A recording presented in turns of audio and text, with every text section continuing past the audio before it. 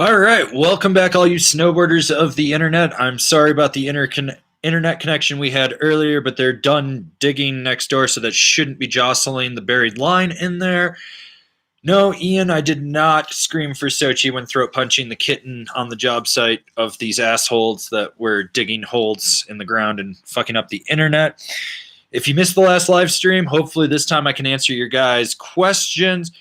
If you haven't heard yet, we are doing a mystery box sale over on angrysnowboarderstore.com.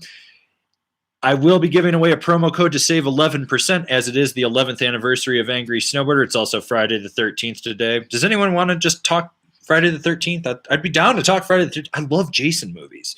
Anyways, let's dive right into some of these questions. Yo, Avon, fan from Toronto here. If you were to ride just one snowboard for the rest of your life, what would it be? A PS, you guys deserve more subs.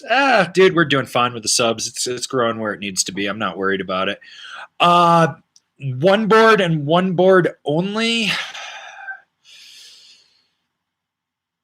I got to think about this because it needs to be versatile enough to do everything. It'd probably just be the Capita Mercury, in all honesty. I'd probably just reserve myself to becoming a rad dad. Directional twin, solid board I could ride anywhere on anything. That would probably be the one pick right now. Will that be the pick in a year? I don't know. So, yeah, hopefully there's that. All right, we got Johnny Snipes in here, Lucifer Morningstar. Oh, yeah, it's Johnny Snipes' birthday, everybody. Say happy birthday to the man that rides the tiniest board on earth. Brad Churchill, I used the discount code and ordered a mystery box. Nothing like buying a box of stuff that nobody else wanted. It's stuff people wanted in there, actually. I just do limited run sales. So when I say it's 48 hours and it's for sale, it's 48 hours. If you don't buy it, that's your fault. Like, a lot of people afterwards are always, oh my God, I didn't think you were serious that you were going to do 40 hours. When I say 48 hours, I mean fucking 48 hours. You have 48 hours to buy something and it's gone. So there. Let's see. Lucifer Morningstar, how much of your YouTube money goes on Coke for Kevin? Nothing. It goes for nasal drip, spraying Claritin for him. Jesus Christ, I've never seen someone's nose just like spewing straight snot like that. So, Mike Vargas, I know I missed your question previously, Mike, and you sent me an email. I was going to respond, but since you're here, we'll do it here. Do you have any rad dad recommendations for a beginner? Something to just cruise the Mammoth Groomers and follow the kids around. Something budget friendly, maybe a GNU Hayek or a Capita Indoor Survival. The GNU Hayek, perfect example of something for you. I think the indoor might be a little too much board for that. Well, I shouldn't say that. It's actually not too much board. That's a solid one. The Ride Algorithm comes to mind, or even the Ride Wildlife, the Jones Frontier, any of those like intermediate boards that you can progress on, I think, are super solid options for you. I think that there's plenty of decks out there for someone that's looking to progress. Trying to think off the top of my head. Rad Dad boards, kind of like that middle of the road. I mean, personally, I would go Ride Algorithm. I think that board's just super, super solid, and it's going to be underrated sleeper hit. So hopefully that would be one. But the GNU Hayek, let's see, what else is out there?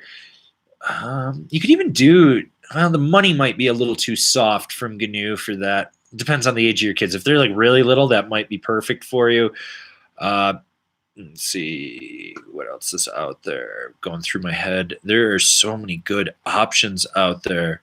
Oh, the Nidecker Merc would be another one that you could probably look at as well. Christian Epfelstadt, are there two different versions of Union Strata as far as the high back closure is concerned? I don't believe that there are. I think they're still using that weird like push down swivel piece, but you can pull it off, and off the Union website or C3 website or whatever, you can get the old locking forward lean adjuster, and it'll screw right into the hole and work. Someone left a comment on one of our videos about that, and so I think that would, holy shit, people, Mike Sears is in here. Lacrosse player, former pro snowboarder, man that has eaten a lot of food with me for no apparent reason on camera, and the world's most hated snowboarder. He's in here. So everyone say hi to that. let's see. So Tom T. Asim Tech has been a long since Hooger Booger in the 80s, but never seemed to take over. So hand on heart, Avern, how much difference do you feel personally? It comes down to the board. I have ridden some really bad ASIMs. I have ridden some really amazing ASIMs, and I've ridden ASIMs where I'm like, that was an ASIM. So it comes down to the side cut. Like the new Yes Greats is pretty shit. I won't lie. I just do not like that side cut on it anymore. It's crap. But then the Capita Simulator right here. So this is basically a Spring Break twin. Capita renamed it this year in the line. Nothing's changed. The side cut on this one, I somewhat notice it being a little deeper on the heel side when I'm playing around in the park. But the best ASIM that I've ever ridden was the Smokin' Asymmetrical with the TTX profile, which they're just calling it their camber profile now, straight camber. But that one, I remember the first time I did a deep heel side carve, I was at Breckenridge, and there was like a drop-in ramp to the jump line, and it was a banked run. And I came in and just put it on the heel, and I carved the whole bank, just laying a trench. I mean, that trench was like this deep up to the third knuckle there. And I laid it in, and I was just like, holy shit. And then was it the GNU? Was it the Metal GNURU? I think it was the Metal GNURU last year. I did a full loop carve on my heel edge, which was really weird to do because like you can get a full loop on your toe. It's so much easier. The dynamics of your body will allow you, but to go a full loop on the heel in a flat section at the A basin was crazy.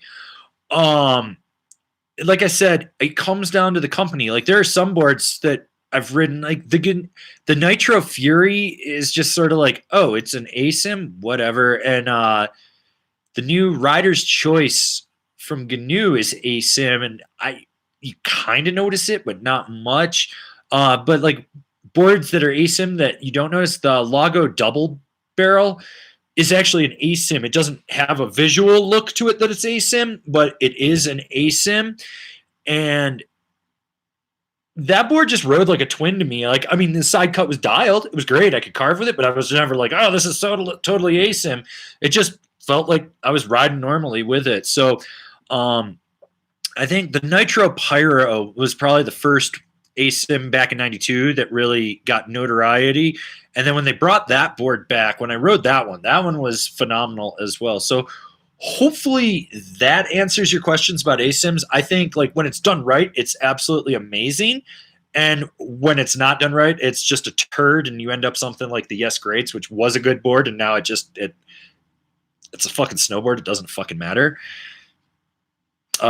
Eldon Owens, do you expect the Icon Pass to be good or bad for A Basin? I expect it to be great for A Basin. So you have to think that the Epic Pass had unlimited A Basin days, and they sold over 1 million of those passes, and a lot of them to the Front Range of Colorado, and just to a lot of people that were out here. Last year was the longest lift lines I've ever experienced in 16 years in Colorado at A Basin. And so last year, Alterra only sold 300,000 Icon passes, and I think they're going to stay somewhere between 300,000 and 500,000 this year. I mean, it's going to go up, but you're limited. If you get the base Icon, you're only getting 5 days with blackouts. If you get the unlimited Icon, you're still only getting 7 days at the Basin.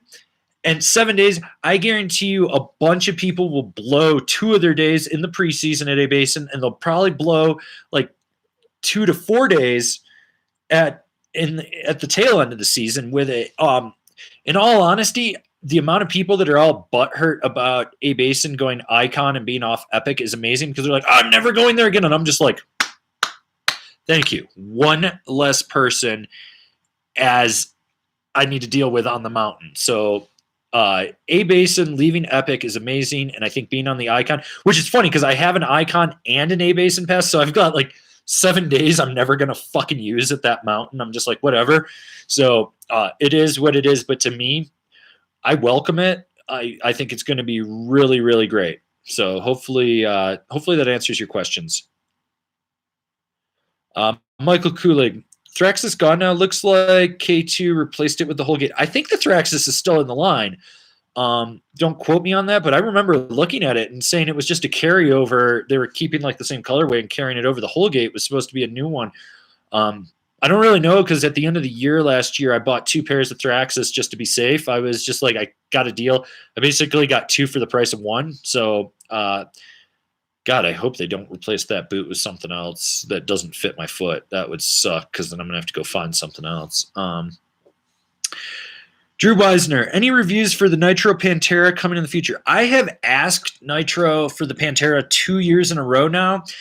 I don't even think they have a sample of it in the U.S., and we just got a new Nitro rep, and I don't think I know him.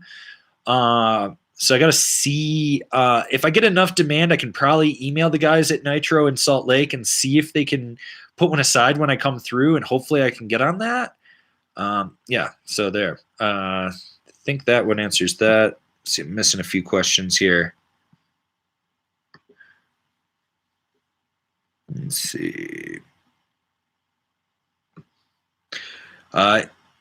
Imagine Wagons, best all-mountain freestyle board. By the way, joining from Norway. Love your videos and reviews. So my personal favorite all-mountain freestyle board currently right now would be the Capita Mercury. And like, you know, those traditional shaped boards. But close second would be the Nitro Dropout. Even though everyone would look at the shape and be like, that's not really an all-mountain freestyle board, I would make it an all-mountain freestyle board. Those would be my 2 top picks from there. Let's see. Lucifer Morningstar. My Mercury took a beating this year. The base has some nasty rough bits. It's beyond my skills. Is it worth getting my snowboard shop to sort it? They claim they can put the structure back in the base. Oh, yeah, dude. So what they're going to do is they're going to fill any divots or anything if they're deep enough.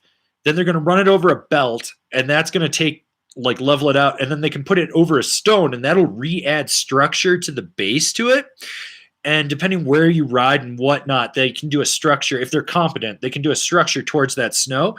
I'd say go in, man. Worst comes to worst, bribe them with a 30 rack of beer and see if they'll do it for free, basically. So that, but yeah, getting your board tuned, don't ever worry about it. Like, I've seen people be like, this board's just done. And I'm like, that board has so much life left in it. And then I jib rocks. Like, in the preseason, I will find a rock and purposely run it over for no apparent reason, and because I know I can fix the board.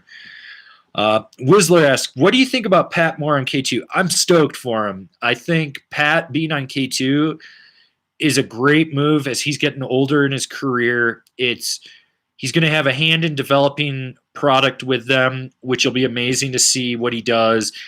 I think it's going to help them open the doors to people that were necessarily not looking at that brand going, oh, they're crap, they're a ski brand, they're this or that. And it's like, no, dude, they got Pat Moore. They're taking care of him right now. I think it's an amazing thing to see, especially because in this day and age, like, we're losing more pro snowboarders that can actually make a living at it. I've got friends that are pro snowboarders that wait tables 5 nights a week, you know, to make it work. I know a lot of them that have all sorts of weird side hustles. Like, they don't just make their money off snowboarding. So to see Pat getting paid by a snowboard brand that's been around since 1987, that has a long history, that has sponsored a lot of great pros over the years, I think it's amazing. And I'm glad that he's going to be taken care of. So let's see what else we got going on here.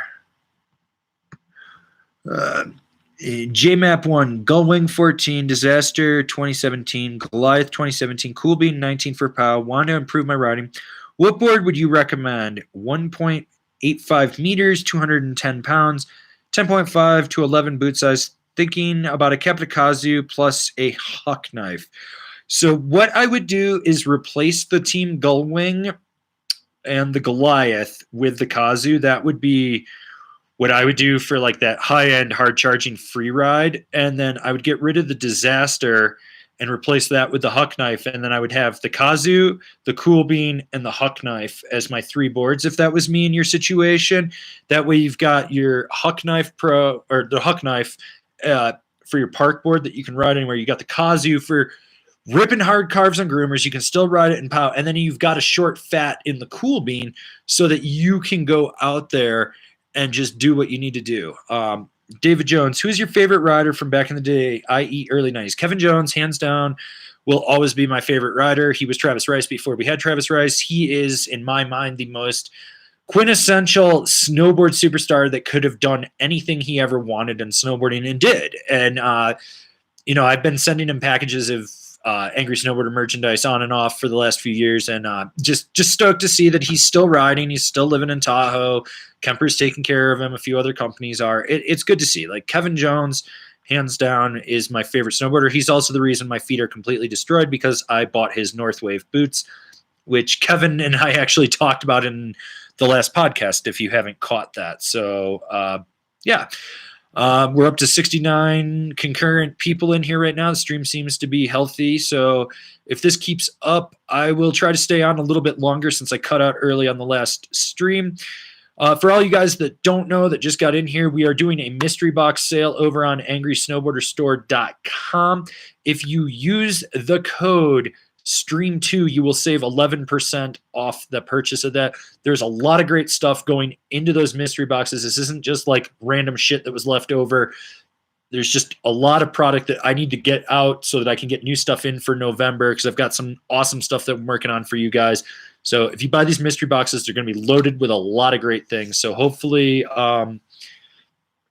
you'll be able to get over there and get that. And for the first person that uses the code STREAM2, you will save 11% off your order. So there. Bodhisattva, did you get on the B leaderboard yet? Beastie apparently can't ride it. No, Beastie can't apparently ride anything.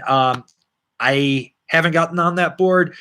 Pretty much anything from the B will be hopefully getting on November, maybe December.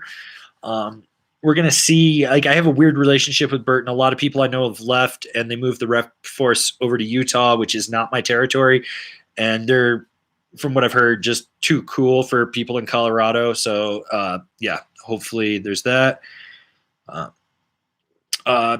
Jack Ripper with the super chat. You might have answered this on the last live stream, but the feed was off and couldn't really hear. Yeah, sorry about that. I don't think I answered this question. Best jib board from Rome. In my opinion, my favorite jib board from Rome is the Blackjack. It's got a great camber profile that makes it easy to press on, but it's still got a little snap and rebound into it. It's not as soft as like an Artifact, but it's not as stiff as a Buckshot. So it's kind of like that in between. I mean, the Gangplank would overlap with it, but I think it's a little bit wider. I can't remember off the top of my head. So that's kind of my favorite choice from Rome. Want to be met with the super chat. I'm 6 foot, 140 pounds, size 13 boots. Just got Slasher 147 paired with Rome 390 Boss for those POW days out here in Tahoe. Good choice or not? Dude, for POW days, you might find it a little small because you guys get that heavy, wet coastal snow out there. But for slush days and chunder days, that board is going to rip. Also, if you get a chance, take it out on a groomer and start ripping some carves with it. That board carves exceptionally well. Great pairing with the 390 Boss. I rode that binding for years. It's solid. It's a little bit heavier. It's a little more rigid in the heel. But if you're looking to really drive out of a turn with it, that'll be great. I think you made a good choice with that one. So let's see what we got here. Dijon Elston, have you rode the ride Twin Pig? How soft is it? I did ride it. There is a review of it up in the Snowboard Reviews playlist, as well as the Ride Snowboards playlist on the channel, so you can go check that out. It's about a middle of the road park flex to it. It will break in a little bit. It's not super soft by any means. The kink is way softer, but it's not quite as stiff as the Burnout. So I guess it would be between the Algorithm and the Burnout is where it would fall with its flex pattern. Let's see what we got here. Robert Sue, how to be good at snowboarding besides snowboarding a lot? It's all muscle memory, man. You got to get out and ride more and more and more. I was blessed growing up with a ski resort about 15 miles from my house.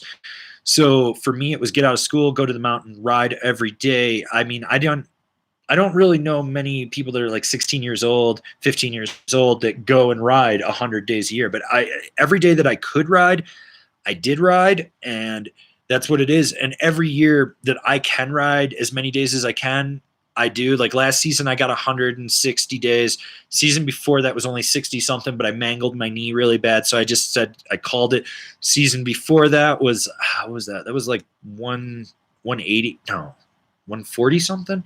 My best all time season was 223 days. But the big thing is the more time you spend on it, the more you'll develop that muscle memory. And that's the big key to it, is muscle memory. I mean, things like skateboarding with loose trucks will help.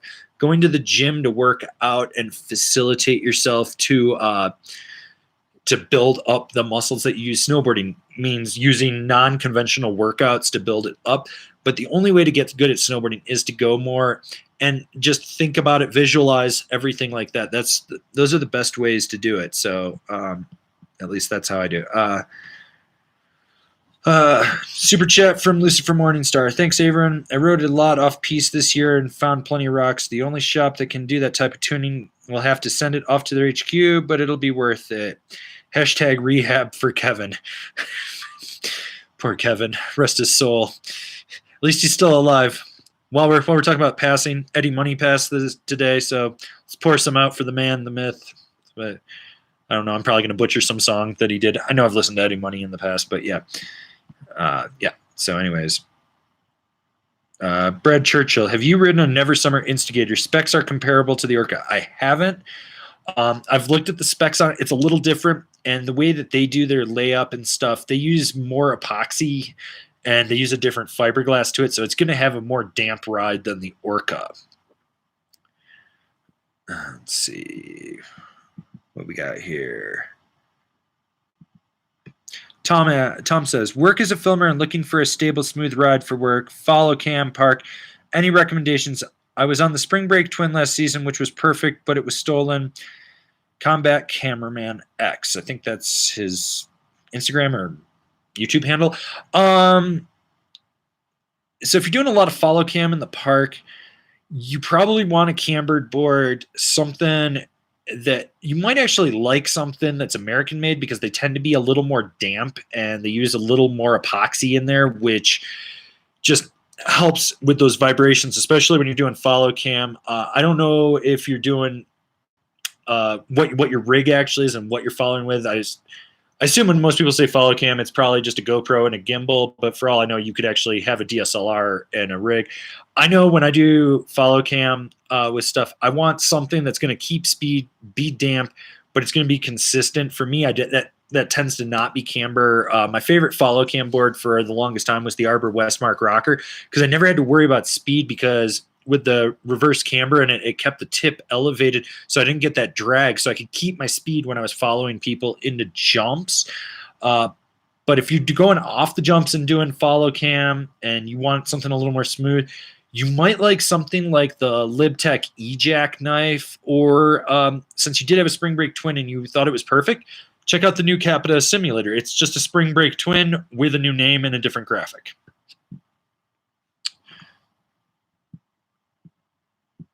Eldon Owens, have you ridden the Weston Big Chief? I know Kevin likes it. What's your feedback?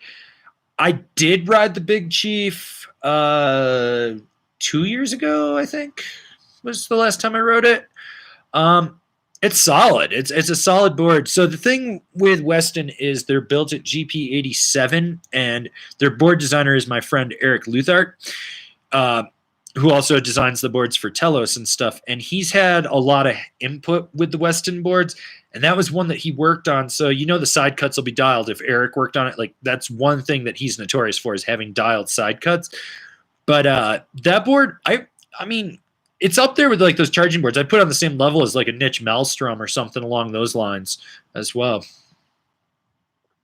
Trevor asks, for powder, what's the best in your opinion? Camber with rocker in the nose, flat with rocker, or camber, rocker, camber?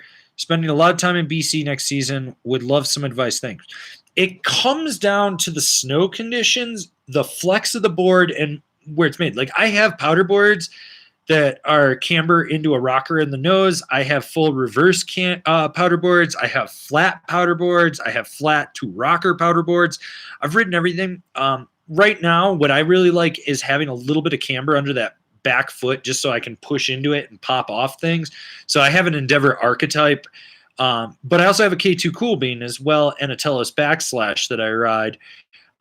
It really comes down to your personal preference. Like if you're a camber guy, reverse camber guy, I mean, reverse camber will have better float for sure. It's easier. You're not, that nose will rock right back up on top, and you're not going to have to fight the load and work your back leg as much, which is nice, but you lose that snap and pop if you need to jump off of a rock or jump like off a powder pillar or over something, you know? So there's definitely give and take with each profile. The bigger thing is to look at the surface area that the board will have. Like with everyone going to these short fats, some float better than others, and you know it's better than going to like an exceptionally long, narrower board, even though you're getting the same surface area. So hopefully that answers that question for you.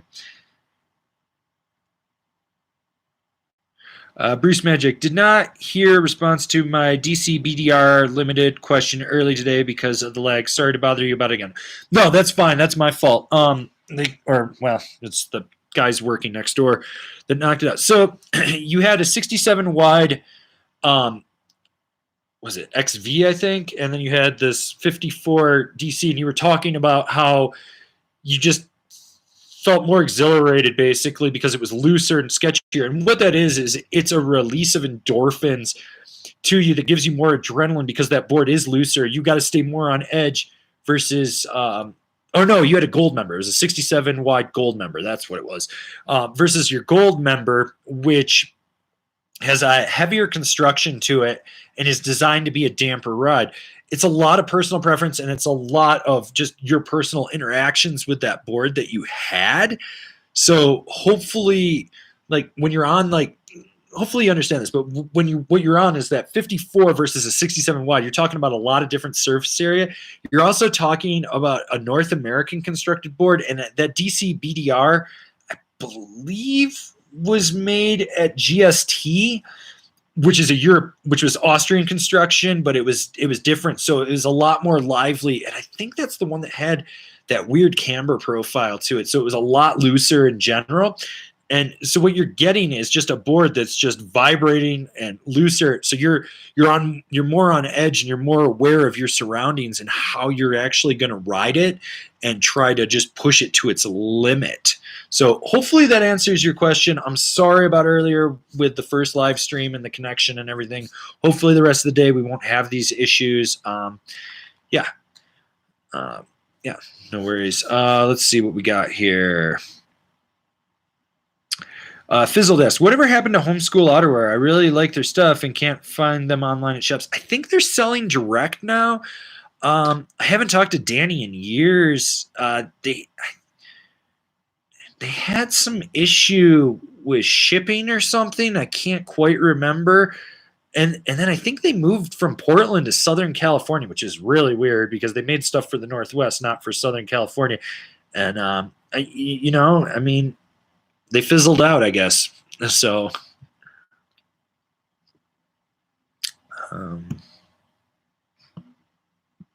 let's see what we got here. I'm missing one. Thomas Chiaroto. A Union Ultra or Falcor for Super DOA? Freestyle riding, but I ride powder a little. I think you probably want to go with the Ultra over the Falcor. I think the Falcor would be a little more free ride oriented. To me, I mean, the DOA is it's supposed to be just drilled as a high-end freestyle board, I believe. I think an Atlas would make more sense if you were going Union, though, for that. So hopefully, let's see what we got here. David Jones, any contact with Borealis regarding reviews? They seem to have some cool stuff going on. Unfortunately, they literally reached out to me in the spring, right when I was just trying to wind everything down, and I looked at how much time it would have put extra into what I was doing to get that 117 reviews done. So I told them we'd pass, but we'd come back around on it for the next year. Their boards are made at GP87, and once again, my friend Eric has helped design them. So I've looked at the shapes; they look fucking phenomenal. I really want to try them out and just see what they're all about. So, yeah, let's see what we got here. We just got a super chat from Bruce Magic. You're speaking about preference and POW for rocker versus camber. Are there good rocker, short, fat POW boards for Sasquatches outside the stump ape that have a grip tech or something that suits groomers? Yes. You could check out the Marhar Sasquatch, actually, which has their attack arc side cut. So basically, it's a tri-radial side cut with like a little kink point in there. Gives you a little more grip. Libtech, on top of the stump ape, they actually have a bunch of short fats. Like there's the short, wide. Even the MC Wayfinder is a little bit wider. Unless you got like a size 13 or 14, or actually like a 14, you should be able to ride on that. Let's see. You could do a K2 Cool Bean. So the thing that K2 does with their side cuts that they don't tell anyone is they blend like 21 radiuses in there, so it looks like an actual side cut, but there's just so many little radius points that it'll still grip on a groomer. What else is out there? The niche pyre as well. That would be another one that you could look at and see about that. And then there's a bunch of mid-wides and stuff. There's the new Arbor cask. But according to Kevin, you need specific conditions to ride that, and groomers are not one of them. So hopefully that answers your question, and hopefully the connection's stable enough you can hear it this time, because I'm once again sorry about earlier. Let's see. Damian Jensen, how do you compare the Burton Custom and the EJack? Some sites said EJack is free ride. Is that not a all mountain freestyle? The EJack is an all mountain freestyle board. In terms of comparing it to the custom, it's going to be a little more damp just due to the construction in it. And I feel like it's not as lively in the tips just due to the construction as well. The custom is a little more playful.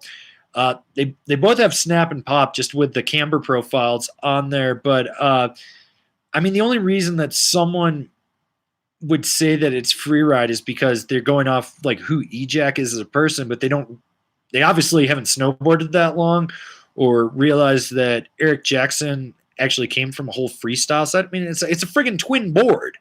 It handles free ride, don't get me wrong, but it's an all mountain freestyle board through and through. So let's see what we got here. I think I'm missing a question or two up top. What else is up here? Seeing a lot of repeat questions. Eldon's, do you have any experience with infusion liners? I heard they make. Looks like your question got cut off. Infusion or intuition? Get back to me on that question, and we'll go over this. Scottish Carver, any chance of getting Kevin on one of Napton's ultra wides for Can Kevin carve it? Maybe.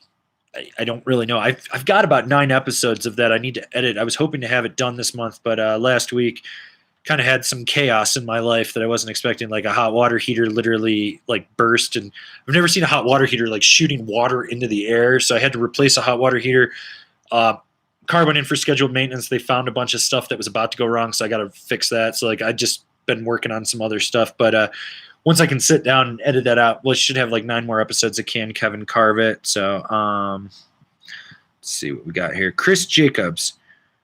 What's up from DC? Love the channel. Looking to pick up the Dropout 59 or 56 this season. I ended up giving in and buying the Orca 59 after seeing the review. Wanting your opinion if it's still worth it. Dude, you better be friggin' huge if you've got a 59 Orca. Like, you better be 240 plus pounds. Like they're making a 56 now in it, but I mean that 59 is going to be fucking huge. Hopefully, yeah. But I mean, you're going to have overlap if you get a Dropout and an Orca. The Dropout is a little more versatile on groomers. I mean, not saying that the Orca isn't, Orca's an amazing board. It rides exceptionally well outside of powder. The Dropout rides exceptionally well everywhere, including powder, which most people wouldn't differentiate the difference between that. But yeah, it's you better be fucking huge if you got a 59 Orca. That's the one thing I don't really agree with on LibTech and their marketing. Like, they made these sizes and then they're saying all this stuff about, oh, anyone can ride it. Well, yeah, anyone can ride it, but it's like that's literally made for someone fucking huge. So I hope that answers your question. I feel like I didn't give you as good an answer as I could. Back to Eldnoans, he did mean Intuition liners. So I have used aftermarket Intuition liners in an old set of Vans Fargos. I needed something to take off some pressure points because I creased the boot. They work, but they're really designed for a ski boot. So you have to get the mountaineering liner or something like that. If you're going like full Intuition and ordering from. Now, a lot of snowboard boot companies use Intuition foam 32, K2, Ride. I think Vans is as well now. And there's a few others. But there are different levels of Intuition foam, and some are better than others. Like, for a while there, I think Deluxe was claiming that they were using Intuition, and it was like the shittiest Intuition they could use. It was probably old as fuck. The Intuition tends to be about 20% warmer. I know it's hard to gauge that. It's just the way their insulation factors are. So if you have boot fit circulations or anything like that, circulation issues where you need to have the boot providing more warmth, that's always an option. If you're looking to get pressure points worked out and stuff, that heat molding in there really does it.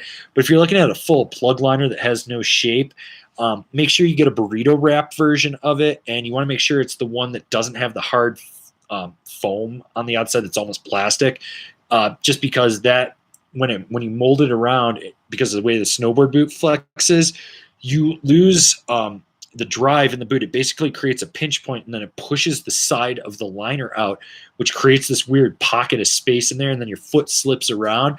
That was an issue that I discovered about 10, 12 years ago when I was working on snowboard boots, and people were asking me to put plug liners in. So hopefully that answers your question.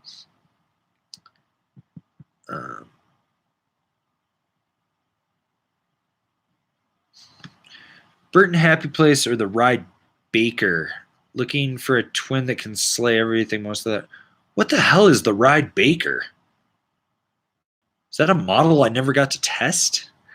I don't really think I know the answer to that question, Jacob Schoolfield. Unfortunately, unless you're talking the Ride Burnout, get back to me and we'll circle back around on that question. Let's see. Oh, sweet. Super chat from Jose Bautista. Thanks, buddy, for the $10. Let's see what we got here. Damian Jensen again. If I replace my Burton Custom with an E-Jack for all mountain and bigger mountain, does a box knife make sense as a second board for park and riding mellower mountains? Yeah, because it's going to be a little more playful. You can downsize on it too. The box knife is designed for that. I mean, the way I would look at it is like if I lived on the East Coast, I'd have a box knife if I was riding Big Boulder, and then when I traveled to Colorado, I would ride like an E-Jack or something like that. It would definitely make sense down the road. I mean, you could just ride the E-Jack for everything. It'll lack a little bit in jibbing, but once it breaks in, which it takes about, say, 8 to 12 days on it, it would probably be fine for you. So hopefully that answers that. David Jones. Any thoughts on boards for dry slopes / snow domes? I know it's a bit of a UK specific question, but would you lean to smaller, softer boards, meaning bearing in mind each lap might be 2 minutes? Yeah. Oh, hell yeah, dude. Oh, if I was riding snow domes or Snowflex, if I lived in the UK or anything like that, or Belgium or anywhere where there was a snow dome, or even if I was in New Jersey and I was going to American Dream or Jersey Dreams or Jersey Shore Dreams or Jersey Nightmares or whatever the fuck they're calling it, I would literally go buy myself like a 151 Dinosaurs Will Die Rat, like reverse camber, super short, and I would just butter and hit jibs till my heart was content. I would literally just buy a board to just destroy in the domes that I don't even take with me if I went on holiday over to like Austria or Italy or any of those places or France. I would literally just have a dome board. It makes total sense. So hopefully that answers your question to that.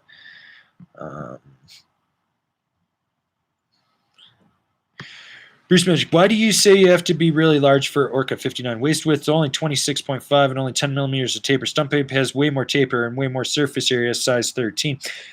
Because the flex pattern on that board is Orca to begin with. Like you don't need the flex pattern is just going to be so stiff on that 59. Like I rode a 53 and I fluctuate about 190 to 200 pounds depending on the day or like what I've been eating or if I'm taking care of myself. Like right now I'm sitting at 207.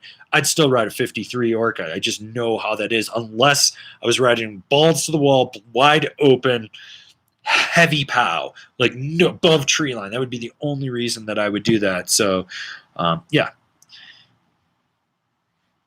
Michael Kulig, looking at doing a bank slalom contest this year. Don't want to buy a board for it. Slush Slasher or ray gun to do it? Dude, if you're just starting out, either of those would be fine. I'd do the Slush Slasher, though. Just make sure you got don't set it all the way back, but you're set back a little bit so you got a little bit more nose. Get used to pushing off that tail of the board. That would be what I would do. Is the live stream cutting out on anyone? Because it doesn't seem to be on my end. I just want to make sure that the construction guys aren't fucking anything up. Suckrube, are you guys open to make a top 5 for larger people? I'm 6'2", size 12 boots, and 245 pounds. Please.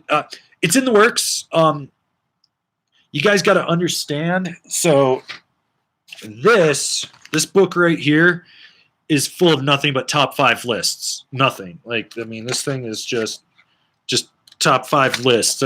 I start writing down. I'll come up with an idea. I'll put like 1 or 2 in there, and then I go and work on other things. I've just been a little scatterbrained lately trying to catch up on things, but there will be stuff. There will be women's top 5s. There will be guys big guys top 5s. There's going to be a bunch. Like I haven't forgot about you. I get a demand for it every time. It's just like understand that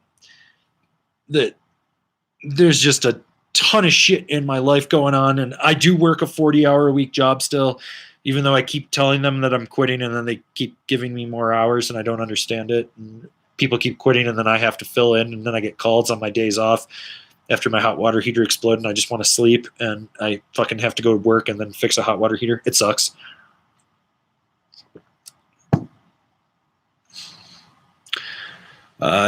Jason Gaudry, hey, I'm 5'7" and about 190 pounds. I just got the Slush Slasher, only 143 and 151 left. Pick the 43. Was that the right pick? Looks like a fun board. It kind of depends on what you're looking for. If you want to drastically downsize, hell yeah. Like I've ridden the 43, and that would be my choice. Like I think the 51. The only reason that I would get that is if I was really trying to ride like heavier, steeper powder. But the 43, it comes down to like, if you're riding more low angle stuff and you're looking to carve and just fuck around and occasionally get in powder, I think you're going to be fine. Will Doyle, any progress on getting women's reviews? Want to get my girlfriend into riding so she can hang and doesn't give me shit all winter. The idea is there. We're in this weird fundraising growth phase. I actually was talking to a woman the other day and she wanted me to work with her sister on some stuff, but her sister does stuff with like Outside online magazine. And I like her sister, but they want me to like partner. And I was like, no, if we're doing this, it's 100% going to be controlled by me. We're going to we'll launch our own independent channel for it so we can have a revenue stream for that. We'll do a whole bunch of other things so that it works with that.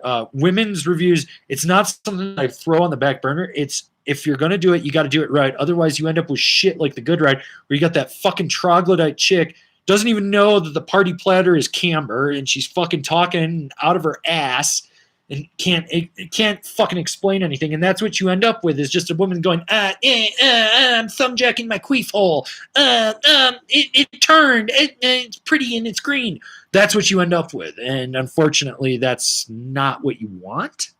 So hopefully that. Cyborg Santa 2. Still waiting for Cyborg Santa 1, motherfucker. Why you got to be the sequel? Hey, I want to grab a Kazu. However, it doesn't have the size that matches my weight, 209 pounds. and boot size 12, but the max on the board is 11.5. Would the biggest size fit me without overhang?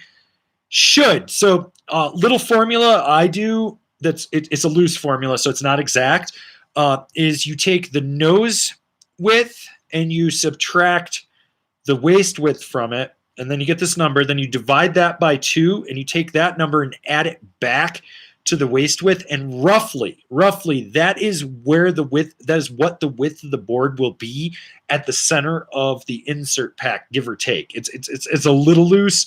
It's not taking into account the side cut radius and stuff. Someone actually created a whole algorithm for that, and I was just like, that is way too complicated. So that's my dumbed down version for you. So hopefully that answers that for you. But I think the biggest size should fit you. I mean, for your weight and stuff. I've got a Kazoo floating around here, and I think it's the 58, 57, something like that.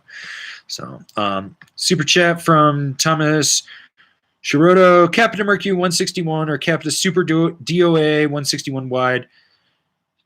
6'3", 240 pounds, size 12, 32 boots. Would I drag too hard on the Mercury? 61 Mercury is what, like a 25.8 or a 26.2? I can't remember waist. It's not crazy wide. You would probably drag a little bit on it, would be my guess. Just trying to remember. So Chris B, 2020 ride algorithm or 2020 Burton process for East Coast riding and 6 to 7 Western trips a year. Intermediate rider, pretty mellow, up to 15-foot jumps. Get the algorithm. Get the algorithm. The process is okay. Get the algorithm. I think that's going to be a more versatile board, especially when you go west. You can set the stance back a little bit. You're going to get a little bit more nose than tail, and that should get you what you need.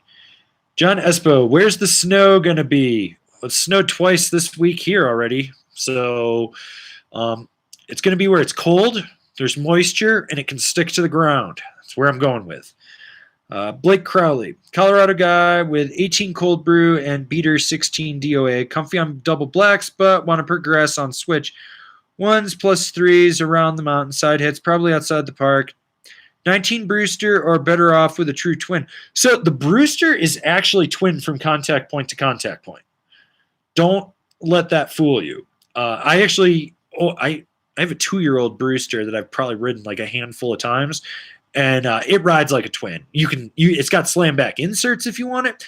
I would say for what you're looking for, it would essentially eliminate your cold brew and DOA, and you could ride it as a quiver of 1, and it would do it. Otherwise, if you're really hung up on it, that you think you need like a true visual twin to ride switch, get a real true twin. But just understand, from contact point to contact point, the Brewster is a twin. So let's see.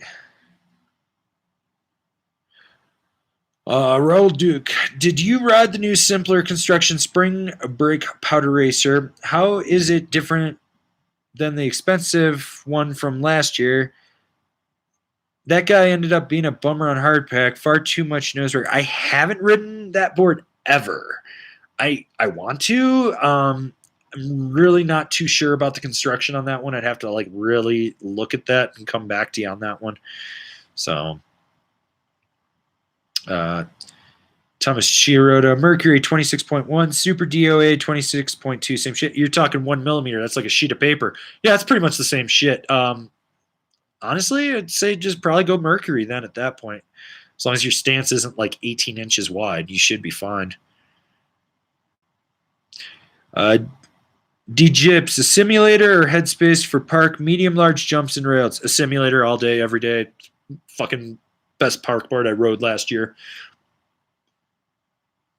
Patrick Pegas II, is the Yes standard too advanced for a low intermediate rider looking to learn ollies, small jumps, and riding switch? Yes. You'd be better off with like a Libre, maybe a Typo from Yes if you wanted to go that route. Even a pick your line would be like on the cusp. So Krake BN, question from Norway. What is your opinion on the GNU New Zoid? I think it's a great marketing tactic from them. It's essentially just a Zoid, different shape, different colorway in there. The fact that they send it with like a certificate of limitedness and everything is amazing. I think it's one of those boards that it's gonna sell. And Kevin and I are trying to get one from our rep, but he's going to Disney World this week, so I can't even talk to him about it when I drop some stuff off at his house. But yeah, I think it's a really, really solid board. I mean, the GNU Zoid, it was great. The OG Carver was great. I mean, it makes sense. It's a novelty board. That's really what it is. But there's people out there that just love that shit, and I'm one of them. Like, I look at it. I know Kevin's trying to figure out how to buy one, so you got that going for it, I guess.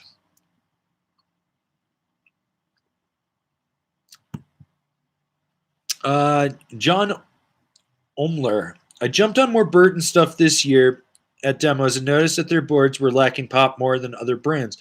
Do I not know how to ride, or have you noticed it too? I haven't gotten on any of their stuff in a while, but I think they switched factories again, and that could be a construction issue, and it can come down to any number of stuff. But actually, now that I think about it, I think they switched epoxies, and that can have a lot to do with it. They're going to like that more bioresin epoxy as well, and that can have an effect on a board.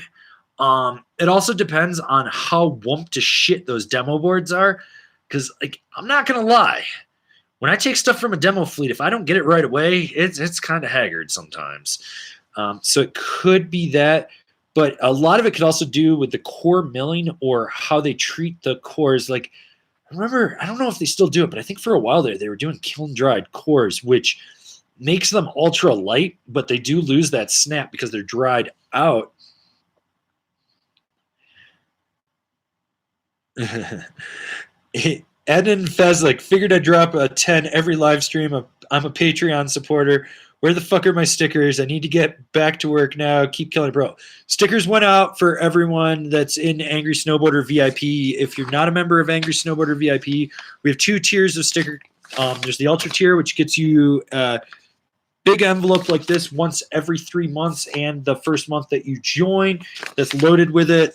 Then we also have the $7 regular sticker club tier, which is $7. You get 2 to 3 stickers in a regular envelope mailed to you once a month. But everyone's stickers went out yesterday or the day before. No, 90% of them went out 2 days ago. Yesterday was the stragglers because I ran out of stamps and the post office didn't have the stamps because our post office is fucking atrocious. So yeah, hopefully that answers that question for you.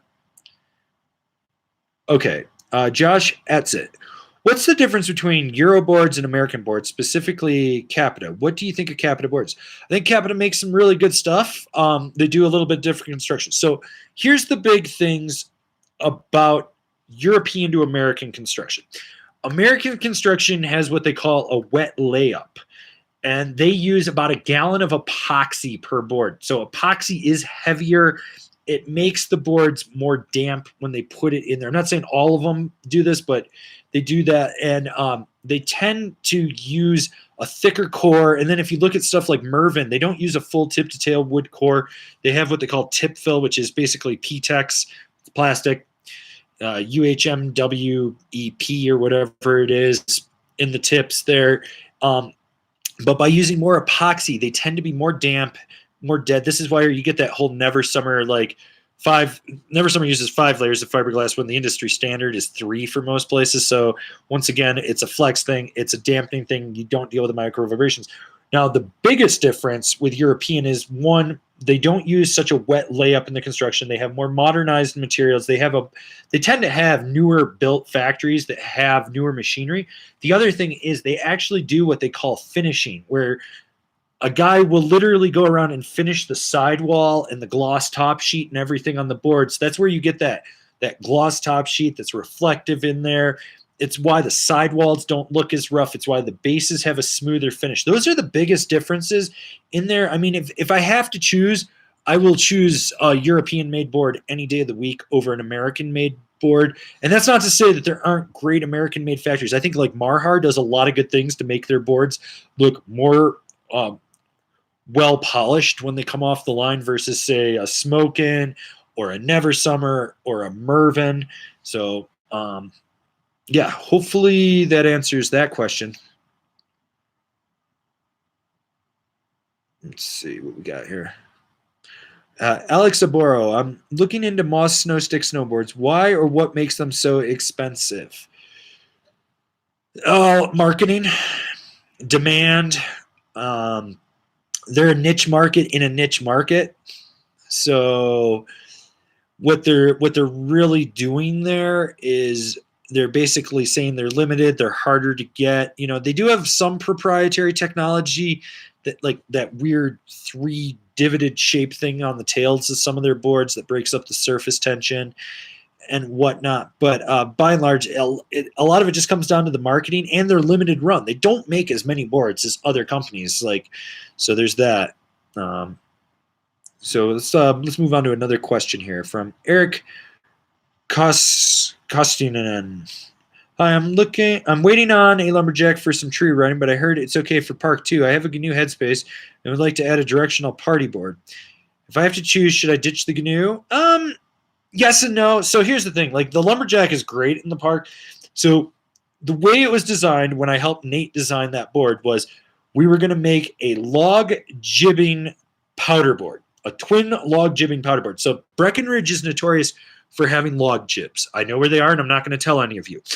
But log jibbing requires a different type of freestyle board. You need something that's going to be able to get through fresh snow, that's also not going to be hooky. And one of the side effects of making something that was wider and designed for log jibbing is that it actually gives you more stability in the park, and it's solid.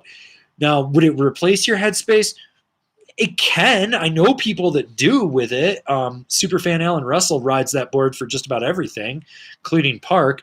But you could replace it. I honestly wouldn't. I'd keep that headspace around just because it isn't as wide as the lumberjack. And then I would definitely pick up a party board, like a directional party board, for sure. So let's see. Dan, would you recommend the ride Super Pig 148 or volume shifted boards in general for someone with very small boots like 7.5 to 8? Cheers from Germany. Yeah, it's all rarely do you encounter, even though you've got a smaller foot, a board that's so friggin' wide you cannot engage it. Like the Cool Bean just doesn't have a lot of torsional flex, so I've noticed people with smaller feet tend to complain about that. But if a board has a lot of torsional flex to it, it'll compensate for that width and still allow you to drive it. The Super Pig is not torsionally stiff by any means, so that could definitely be a solid contender for you. So there's that. Cy Wote, are there any advantages to Boa Boots? I've only had laced, and I'm not sure what to get for the 1920 season. Boa's quicker, and it stays tighter longer, and if you have to adjust it on the fly, you don't have to untie it, then retie it up. You just turn the dial, and that. The best boot is the one that fits your foot and fits your needs. And I've got friends that they would love Boa, but they can never find it. It just doesn't work with like their needs. It cuts their circulation off. I'm a Boa guy. I've been a Boa guy for over 10 years. I will continue to be a Boa guy. Like anytime I've thought about going back to traditional lace, I'm like, oh my God, it won't stay tight the way I want. And that's where it is. There's a lot of people out there that are naysayers on Boa because the first like 3 generations had a lot of fucking issues. The current generation that they're in now does not have as many issues. So hopefully that answers your question. But go try some boots on in the store. Flex into it, walk around in it, and just see if it's got any weird pressure points, Tom T. Solomon Malamute compared to K2 Thraxis. Pros, cons. Best boot's the one that fits your foot and fits your needs. But with that said, Solomon Malamute is speed lace.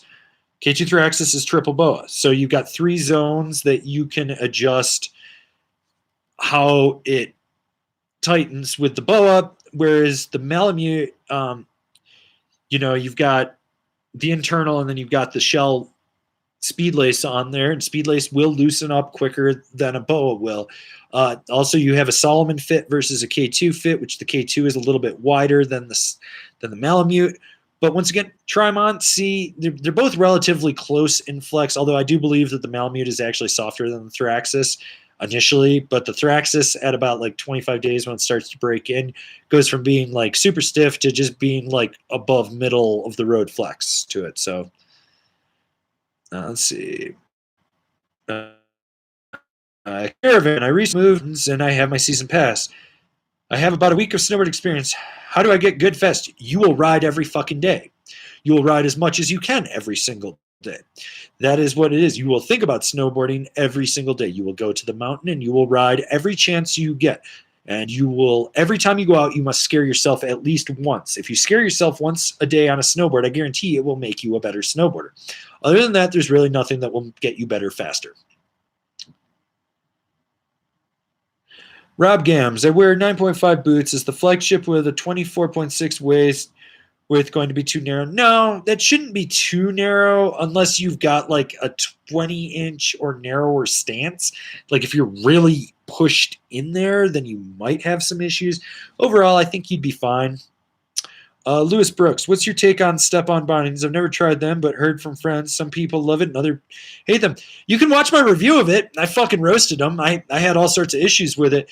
You're limited in your boot options, unfortunately, with what they've got coming out, and it creates weird flex points. I mean, if you're looking for convenience and you don't care about the fit of your boots and you just, you're going to go up and make like 10 laps in the whole day and you spend more time in the fucking bar at the bottom in the lodge, then yeah, they're great. But other than that, I like performance. I like to know I'm dialed in. You can't get that with them. Also, I noticed that they're not hyping them as much, and I called that when they originally came out. So let's see.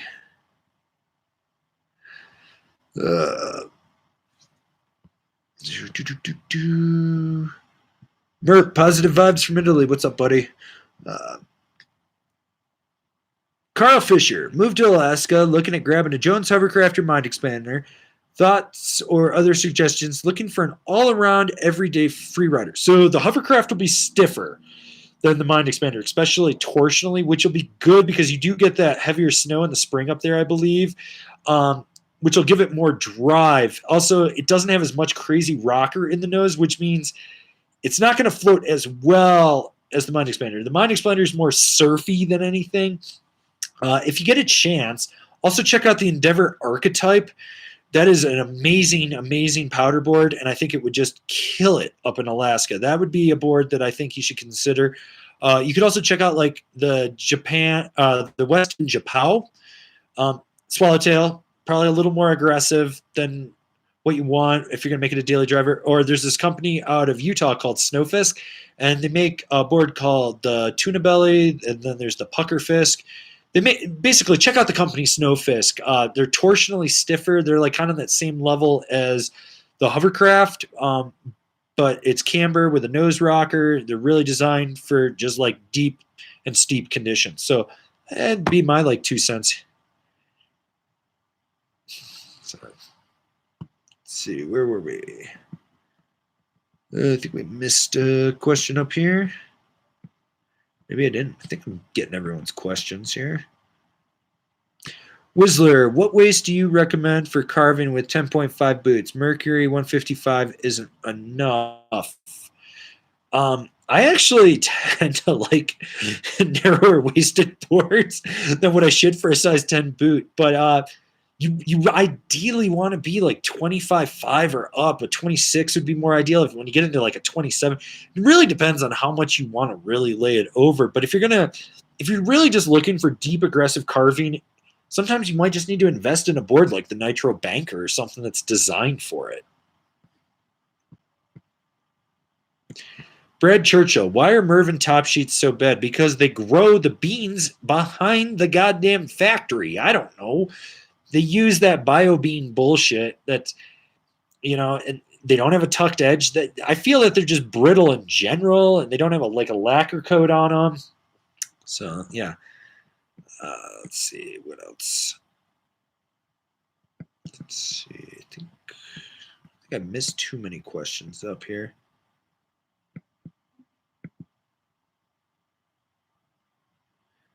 El Stacker Adventures. Are you really going to buy Kevin and TJ tacos? You mean Casey and his friends? Because that's who's getting tacos from me. I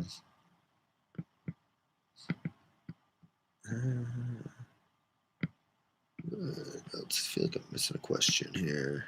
Maybe not. All right.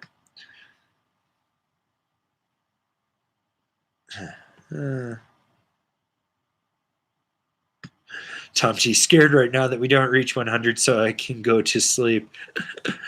Oh, you can go to sleep anytime you want, man. Ian the Welshman, cheers for the board advice, Avon. Pre-ordered the K2 party platter. Now trying to decide on 147 or 152 size and stats are similar. Leaning towards the 47. Our stats are similar, but our riding levels are different. I think a 47 would give you a better learning curve, just because you're still progressing. Like for me, a 52 makes sense because I know what I'm doing and I've ridden for like 20 plus years and I clock 100 plus days a year. I think for you, a 47 would give you a little more ease into it, and you're coming off that 3BT board, so that would be better. Guys, is the connection having any issues? Just leave me a comment over there. Brian Mullane, is your liquor store the best in Breck? Not if you ask the guy I kicked out on Friday night. There's 4 liquor stores. Each one or 5 liquor stores in the town of Breckenridge. Each one has their own personality. We're the Snowboard bum liquor store. Like we're like a hardcore Snowboard bum liquor store. I mean, for the longest time till we remodeled, you'd walk in and there was Bluebird ads with like Nick Drago and stuff up on the wall, and like Nick DeSico. A whole bunch of the Breck local people had ads up on the wall. We took them down when we remodeled, but we're going to probably put all that art back up. I mean, if you're going for a selection, no, we're not the best. There's way bigger liquor stores up there.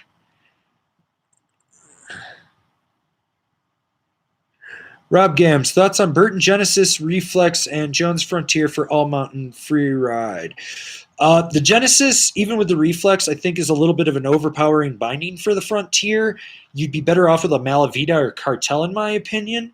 But if you're looking to keep a binding that, if you, let's say you moved from the Frontier to a flagship, it would make the most sense. Dweezy, so old reference to snowboardingforum.com, but does Keystone Employee Housing still have STD outbreaks? Yeah, oh my god, dude, they had a crab outbreak last year. like rolling crab shack of some swamp donkeys were fucking everything that walked. Holy shit. Keystone Staff Housing, full of asbestos too. We don't go there. That's like in the Lion King. That's the dark area. We just don't go there. We just don't go there. So let's see. Jose Bautista, did you do a review on the Atlas bindings? No, I wrote a set of Atlases I hated so much. I'm pretty sure, like, if I could have, I probably would have thrown them out the car when I was leaving Steamboat and just, like, thrown them into the highway and let someone run them over. I need to get on the new one with the new straps on them, but George over at Union said to hit him up. I hit him up. He actually popped in last time we did live streams, not today, but like when we did all the reviews, he popped in and asked like 1 or 2 questions. So hopefully I can get him with an email and he can make it happen. But yeah, definitely want to get through there. So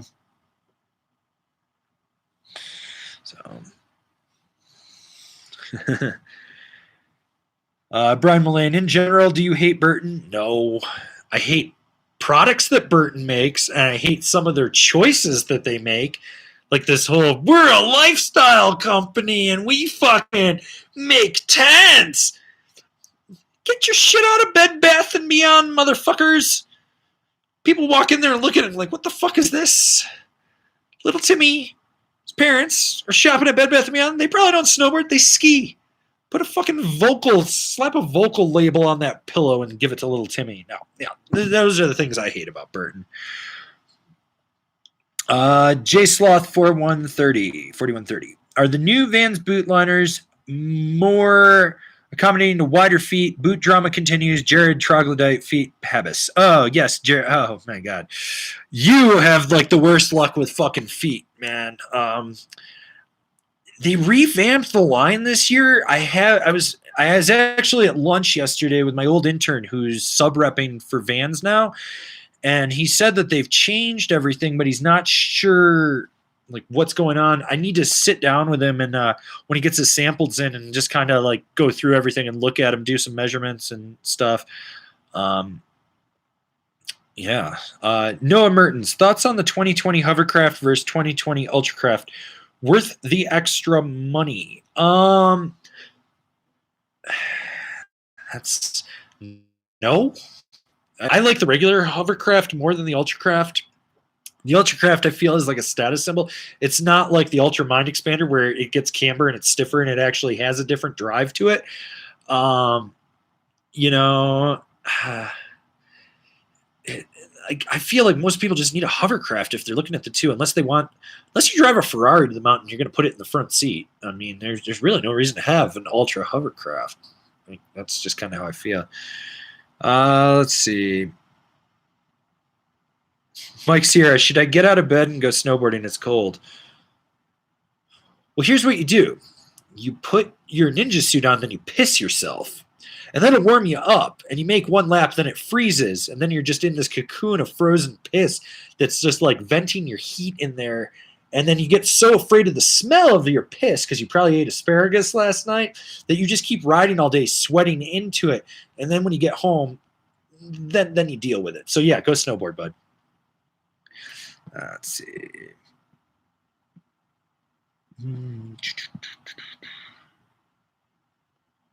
Buck Choi, have you been to Japan yet, Angry? No.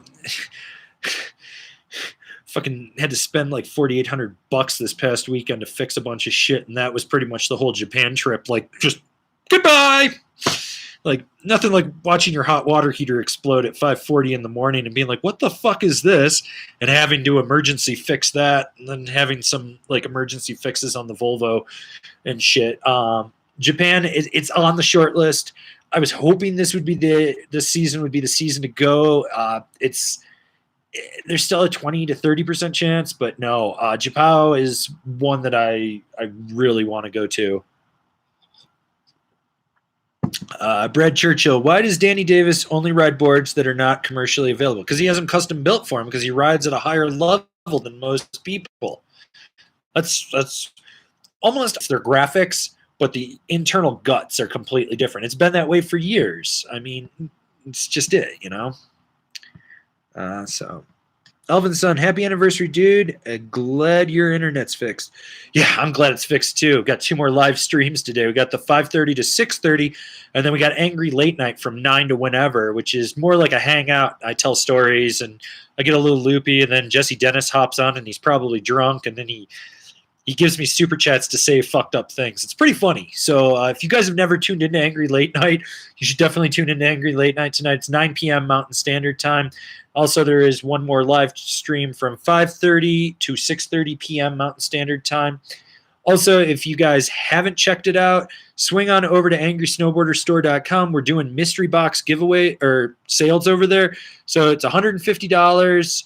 Unless you buy the double extra large box, that's $175. But it's jam-packed full of Angry Snowboarder merchandise.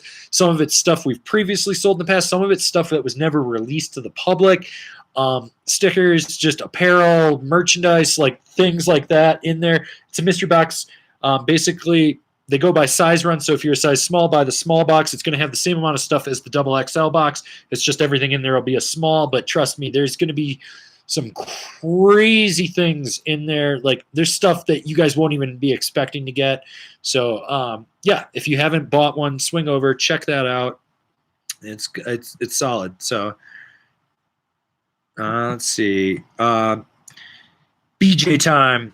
Trying to choose between Orca and Super Pig. Is the difference in powder that significant? I'm leaning towards Super Pig, but Orca looks like significant improvement in POW. The good ride sucks. Well, the good ride does suck.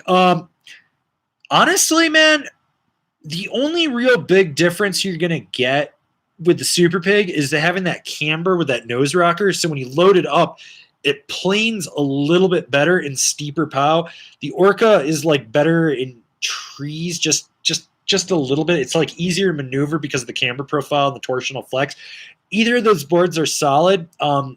The good thing if you buy an Orca is if you want to sell it next year, it's probably going to have high resale value. Super Pig, I'm not too sure about. The other thing is, I know some people in the past with the Pig line have had issues with the boards chipping. That might carry over to the Super Pig. That would be the two that I could think of. So let's see. Oh shit, got a bunch of. Let's see.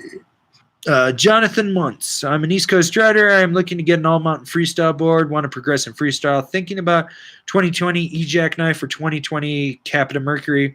230-pound rider, size 13 boot. The Mercury will probably not fit your boot unless you're even on that. It'll be close. I should be honest. It'll be close. It'll be tight on that 61. The E-Jackknife would be a little bit better. Honestly, what I would do if you're looking for an all-mountain freestyle board, but you really want to progress in freestyle, maybe check out the Marhar Lumberjack X. It's camber, but it's like, I think it's like 28.5 at the waist. Like, you would have so much surface area, but you will never have to worry about booting out, and you could ride that at your weight in a 152 and really throw it around. So just food for thought. Think about that. Let's see. Dave M., what's your take on the Arbor Westmark? I've owned 7 of them. The board used to originally be called the Blacklist, and it was basic. Then they just turned it into the Westmark mid-wide. But I've owned 7 of them. I love that board. It's one of my favorite park boards. It's one of the it doesn't matter where I am. If that board is there and I have to choose, I can ride the whole mountain on it, and it's solid. It's playful where it counts.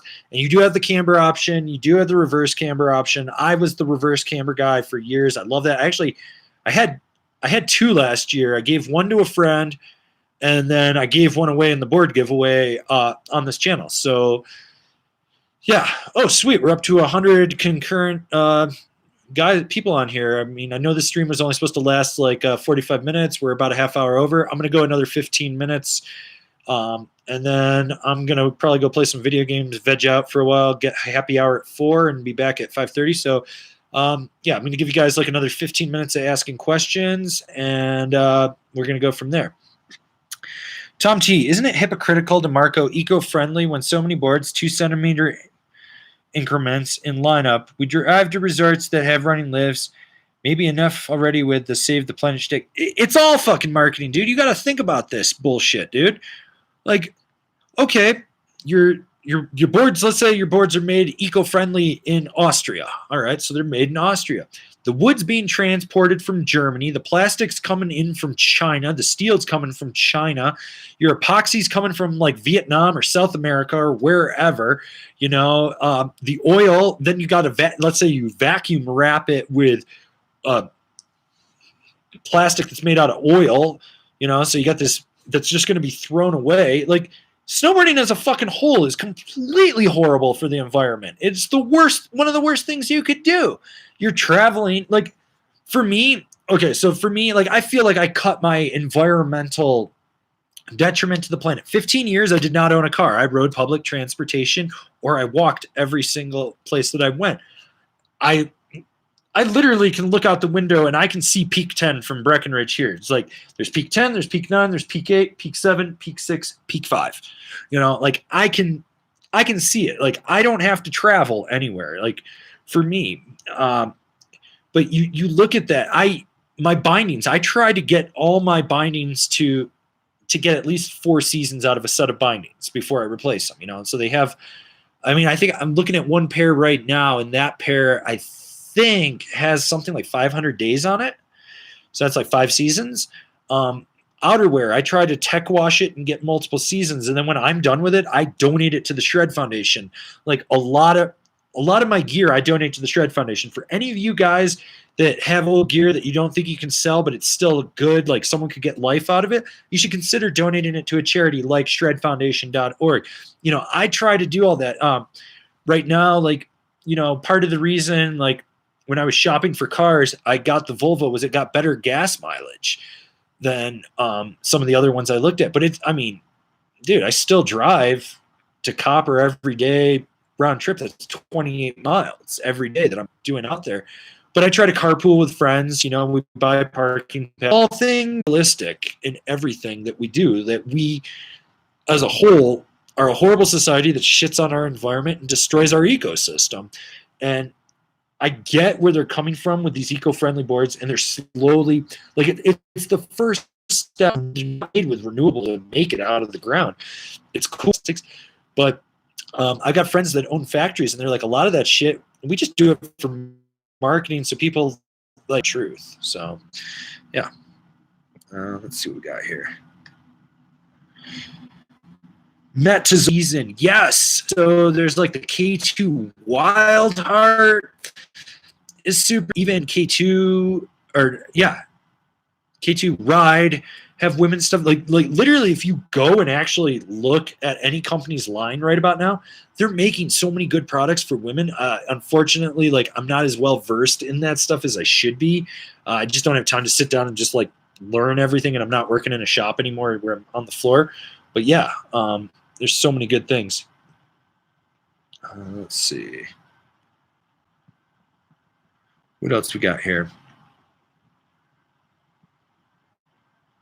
Jonathan Muntz, Marhar Lumberjack X 158 centimeter. Do you think this is a good choice? I think there's a 55 in there too that you could ride. Like the 58, you got to understand that the Lumberjack is designed to be downsized on. So like you're looking at it from your weight and be like, well, the 58 is the biggest, and you could probably get away with the 55, and it would be easier to throw a spin with. So just going with that. Let's see. Chernin Park. I'm a East Coast rider looking at the Super Pig. This will be my third year. I'm looking to try blacks and also ride with more speed. I think the camber will help me feel better on the steeps. Should I get it? Yes. I think for what you're looking for, it's solid, man. Like it's not gonna be an overly aggressive flex. Like if you're telling me you were looking at the Mountain Pig, I'd tell you to fuck off. And if you were looking at the War Pig, I'd be like, it's not really gonna give you what you want. But the Super Pig, you're good, man. Go for it.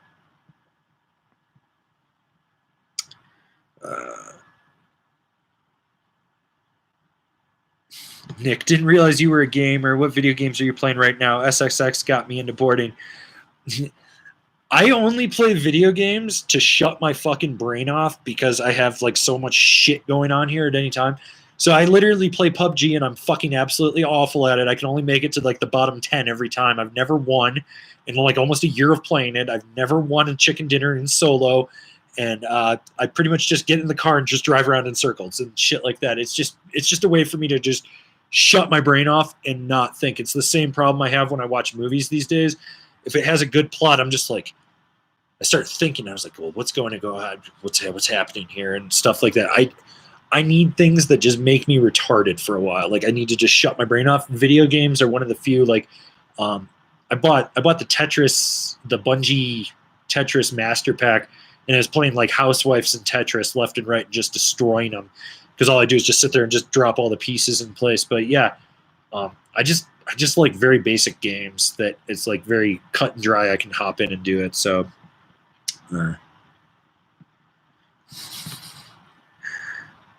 let's see what do we got here. Dan, I'm thinking about using the Flow NX2 on the Super Pig. Is that a bad idea? Started snowboarding in Flows 15 years ago and actually like them very much. No, man, dude, that's solid. We actually have an NX2 and an NX2 carbon or hybrid.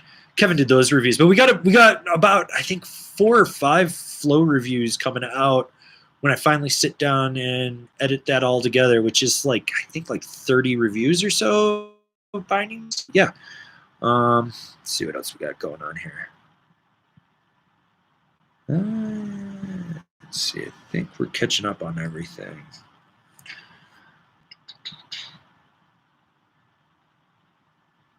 Buckjoy, female friend is looking to buy a Capita board. What would you recommend for a beginner? I believe it's the Birds of a Feather is the entry-level one. It's like Birds of a Feather, Space Metal, Fantasy, Just Kimura. I think the Birds of the Feather is the one she's looking for. Andrea Schubert, when you come into Whistler, bro, let's shred some trees. When Vail sells it off and I'm allowed back on the property, any Epic property, anything by Vail, I'm banned. I can't get a pass. I have to get day tickets. Whistler's not a priority. I haven't ridden Whistler in probably like 16, 17 years. Yeah, let me say. Yeah, I think the last time I rode Whistler, I was like 22. So yeah, I have no ambition to go there. But I am going to try to get to Cypress and Grouse because I want to swing up through Vancouver and swing into Wired Snowboards to just hang out with Rob. I like Rob. Rob's a good dude and makes great product. And I just want to go in there. And I think if I do that, I'll have a whole announcement. We might do like a meet and greet live stream video from Wired Snowboards at some point. So that's about where I'm going to go up in Canada, Western Canada. And then Revelstoke is on the list if I can. I might take the whole month of February off from, or like I say, off. I don't take days off. But I got this idea for a web series that I want to do where I go to like these small resorts off the beaten path and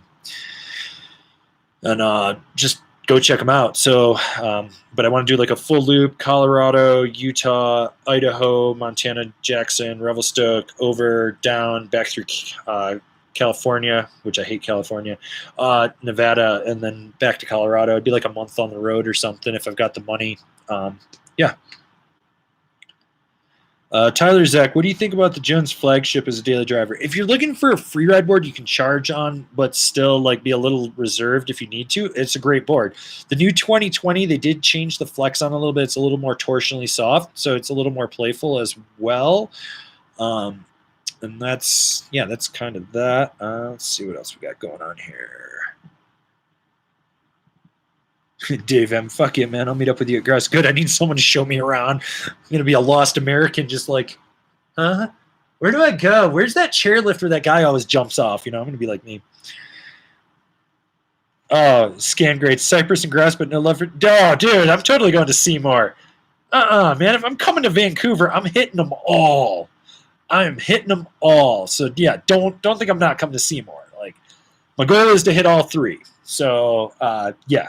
And then and hopefully hit Baker on the way down. So yeah.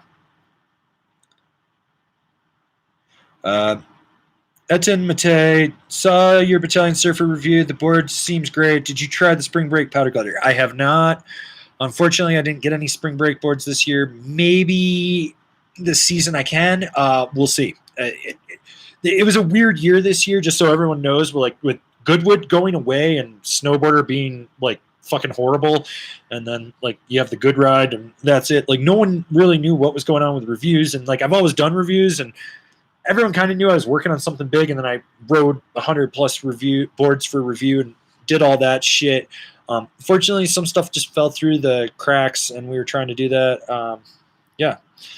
Let's see. Patrick Graham. Hey, Averin, what do you think of the Mercury for POW, backcountry booters, and big mountain stuff in general? Or should I look at the Kazoo or something? If you're spinning jumps and doing like POW freestyle, great option. But if you're really looking to charge hard and you want to push it, that's where the Kazoo comes in. It's going to be more aggressive. It's going to be stiffer. It's going to have more snap and drive for it. So, yeah. Let's see. Peter Atanasov. Atanasov. Peter A. That's what we're going to call you. Peter A. Currently, I'm on Malavitas and Imperials. I'm looking for a tapered directional board, looking at the Jones Mind Expander and the Orca. What would you recommend? Shout out from Bulgaria. Check out the Niche Maelstrom. That's going to be an underrated gem for this season. Check that out. Mind Expander will have that taper. It's going to be a little more surfy. The Orca is a little more balanced, in my opinion. So, there's kind of that. I'm trying to think what else is out there that's tapered that's really solid. I mean, you could look at the Burton Deep Thinker as well. That would be another one. You got options, man. There's so many options out there. So let's see. Jeff DeMoose 776. I have the Razzie Saw Blade. Would Union Flight Pros work good on it, or should I look for something else? They might be too powerful for that board. That's like a softer, more flexible board. I mean, for me, if I was riding the Saw Blade, which I like that board, it's a good board, and I was riding Union, I think like a Contact or a Contact Pro would be better, just like more lateral play there, or even like a Force. I feel like the Flight Pros might just be a little too stiff for it. So, yeah, guys, so I've been on about an hour and a half now, stayed on 45 minutes longer. I'm going to be cutting out here, but I'll be back at 5:30 p.m. Mountain Standard Time to 6:30 to answer more of your guys' questions. So it'll be Friday the 13th, Part 3, the new stream, in case you guys haven't caught the Friday the 13th theme for today. But thanks again for tuning in. If you haven't checked out AngrySnowboarderStore.com for our mystery boxes, swing over there, give it a look. Maybe that's something you guys want to check out. It's pretty self-explanatory when you look at it. If you use the code STREAM2, you will save 11%. That code is good for one person until it's used. So if it's been used, I'm sorry. In the next live stream, I will have a promo code as well for that for you guys. Thanks again for tuning in, and I'll see you guys in about like 3 hours. So, yeah, have a good one.